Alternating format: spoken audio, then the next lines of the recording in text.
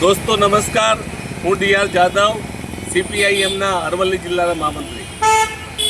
છેલ્લા કેટલાક સમયથી મોડાસા નગરપાલિકા રોડ ઉપર રખડતા ઢોરોને હટાવવાની ઝુંબેશ ચલાવે છે, પણ એક દિવસનું નાટક કરીને આ નગરપાલિકા સંતોષ માને છે.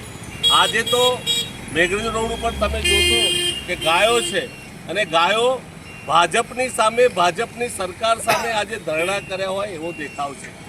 કારણ કે ગાયના નામે મત લીધા ભાજપવાળાએ અને ગૌચર આખા ગુજરાતમાં વેચી માર્યા. ગુજરાતમાં અરવલ્લી જિલ્લા હોય, મોડાસા તાલુકો હોય, તમામ જગ્યાએ ગૌચર આજે નષ્ટ પામ્યા છે, ઢોર રખડતા થયા છે, ગાયો રખડતી થઈ છે.